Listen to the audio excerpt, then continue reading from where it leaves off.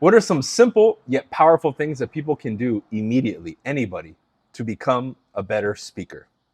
If you're looking to improve in sales, have better connections with people out in the world, improve your social media, video content, whatever it is, becoming a better and more effective speaker will help you in all of those categories, and which is why I've always been teaching it and preaching it to people for a really, really long time.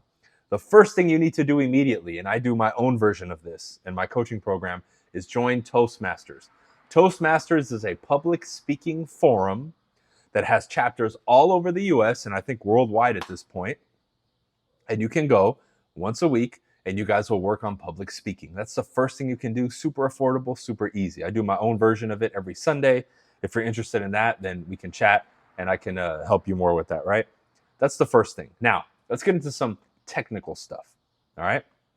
The second thing is you as a speaker, wherever you're at right now, rookie, intermediate, or advanced, will have to now get in the habit of either recording your own videos and or doing public speeches on a regular basis. To practice for the one day that you might do it isn't good enough motivation. You need to do it every single day.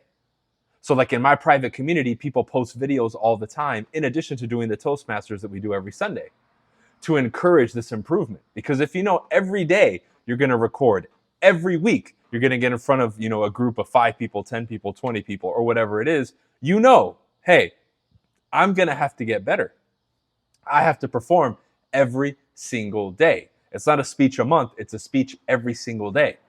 So with you recording and watching back and critiquing yourself or getting somebody to help you, doing stuff in a group, doing Toastmasters, volunteering to speak at your company or wherever it is, go to, if you're a parent, go to a school and offer to teach something, right? Get in front of people. Or at the very bare minimum, every day record a video and have somebody critique it or watch it back yourself. And start paying attention to see what you're doing right and what you're doing wrong. So before we even get into techniques, if you do those 2 things right there, you're automatically going to improve tremendously. Now, let's get into the more nuanced or technical aspect of it. Point number 3 and first technical point. When one desires to really improve their public speaking, you have to think of an energy transfer from you to the audience. I know I've been able to restart on YouTube and monetize again and do all this stuff. Mainly, I have a ton of skills and accolades and accomplishments. One of the main things is when I speak, people listen. But there has to be a transference of emotion. And for many people who watch me, they get incredibly motivated and inspired, they said. Sure, education and all that. But one of the main emotional impacts that they have is they feel inspired. They have a rush of motivation and emotion, which is what you want. You have to be able to think in terms of that. That way, when you speak to people, you're really emphasizing your delivery to the point that you know that energy, that emotion is going to translate to the audience. Because if the audience cannot feel what you're speaking, if the energy isn't palpable, if they're not being moved with your words, you could have the most incredible speech, technically speaking. But if they're not moved emotionally, none of that matters at all.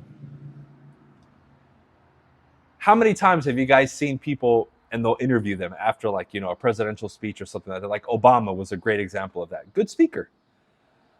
Nobody knew what the hell he was talking about, but they felt inspired or really good after his speech.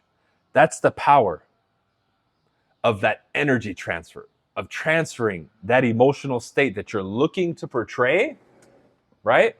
Or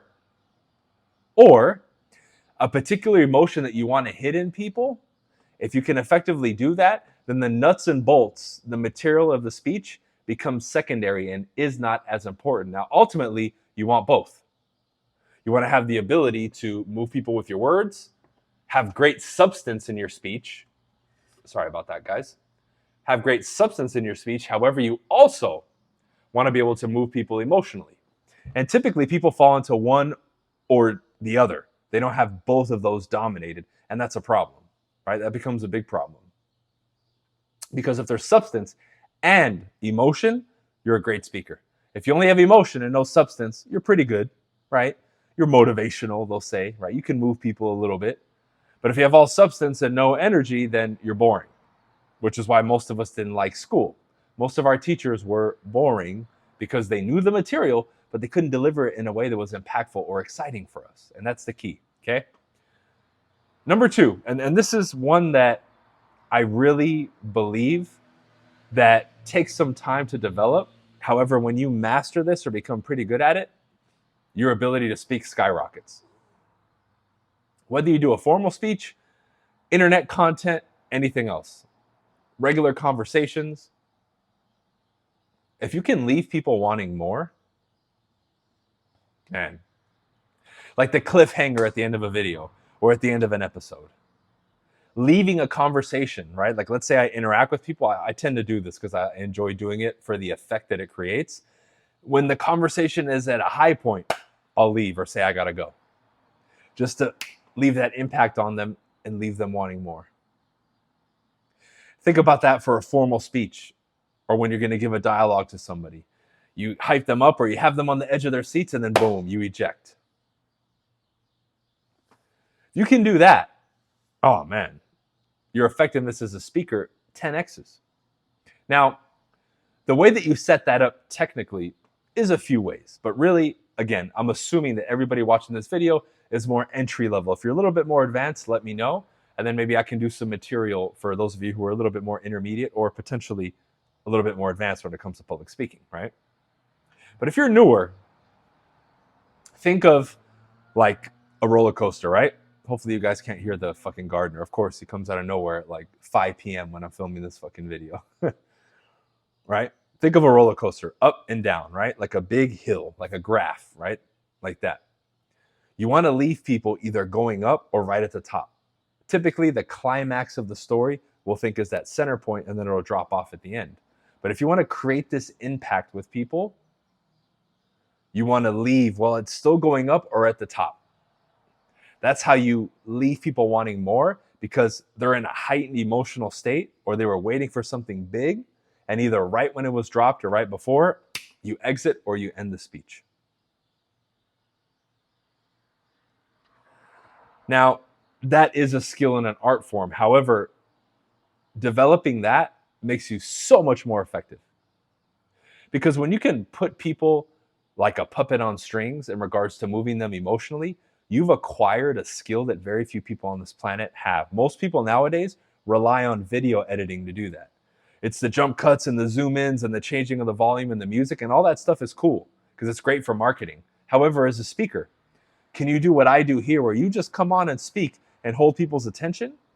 Because the watch time on my videos is high. It's like 60% on average, which is astronomical for YouTube. I think the average is like 10% or less. Mine is like half or more of my videos. Meaning people are, if this is a 15 or 20-minute video, on average, they're watching at least half of it or more. So it's the speech. It has to be. What else can it be? Oh, they like my tattoos or my shirts, right? So leave them wanting more. Give them a bite. Give them an appetizer, but not the whole meal. Okay? Let's continue. Next. You as the speaker, and this is something that a lot of people struggle with because of nervousness. You need to become a lot more animated. And when I say animated, I don't mean you have to be, hey, all excited and crazy like that. No. If you're enthusiastic, amp that up. That's fine. When I say animated, I mean alive. You see, I move a lot when I speak, right? My eyebrows go up, my eyes light up, they dim, I lean in. I'm very dynamic as a speaker. And that's one of the first things that people pick up on. When they meet me, they come, maybe follow me online. They come to a speech that I did at their company or whatever, right? They come to an event. Maybe they sign up for my coaching. That is a comment that I get frequently, that I'm very animated as a speaker, and it was easier for them to pay attention to me than to other people. But what you need to do, and this is a quick little encyclopedia that you can make in your mind, these things that you want to emote and say. Because people will say, well, how do you move your hands and how do you know how to emote? Well, think about what you're going to say and think about the emotional state that you want to portray and how would you normally physiologically express it. Like if you were excited, how would you look? If you were sad, how would you look? If you were hopeful, how would you look? If you were concerned, how would you look? If you were upset or sad or depressed, how would you look? How would you move your body? Same thing, like if I denote the height of something, I'm going to say, well, I'm about this tall and the other person's about this tall. There was a difference. Like right? So you'll kind of know, you'll have the cue, the visual cue for what it is that you're saying. So part of it is the emotions and how we express them physiologically. But the other part is if I'm telling a story and I'm saying people are standing here or there or whatever, does my movement and hand gesture correspond with what I'm trying to portray? And that's going to take some training, because if you're not used to doing it and you're nervous and you're scared, in the moment, you're not going to be able to slow down and really make the movements. Because at the end of the day, one of the main things that I focus on when I bring somebody in and I teach them this stuff is I want to get you as comfortable as possible, as quickly as possible.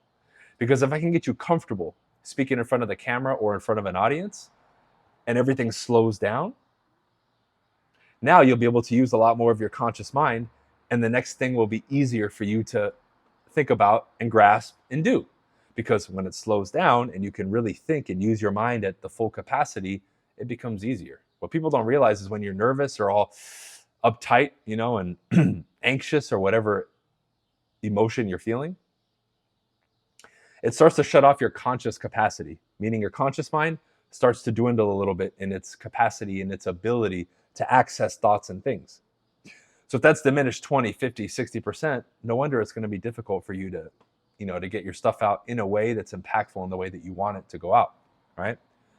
So that one's a big one, right? You have to be a lot more animated and alive. And for a lot of people, once the comfort level skyrockets and goes up, they naturally become more animated. Because what many of you will find is in private settings or with your family or people that you're really comfortable with, if you're talking about something that you're interested in, you're probably going to be really good at telling the story. I found a lot of people are.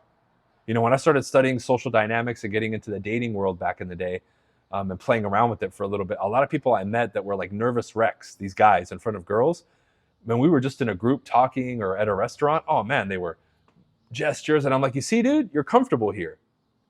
You need to get this comfortable in front of like a woman and you'll be fine. But right now you have that nervousness, you have that block, the conscious mind is being shut off. So the more comfortable you get and familiar with these environments and these settings, the easier it's going to be. It's that simple. So those are just some, real basic things that you guys can do. I think that public speaking is something I'm going to be speaking a lot more about on this channel. Expressing yourself, being more animated, because it's key for not only your career, but your life. You'll make a lot more friends. People will want you around. You'll be able to entertain yourself even more.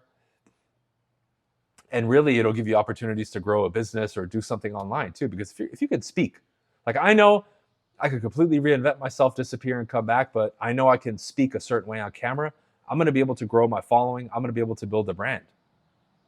Communication is the key. Remember that. That's why I've always been teaching it and I've always emphasized it. All right. Links in the description. Grab that free script and sales guide that I have, y'all. It'll get you on the email list and give you a free gift. In addition to that, if you need help with public speaking, training, coaching, I offer that all in Distinguished Agent and the other program that I offer. So check that out as well. You can always set up a strategy call to chat with me too if you're really serious. Other than that, check out everything else I have in the description and we'll see you on the next video. All right. Peace.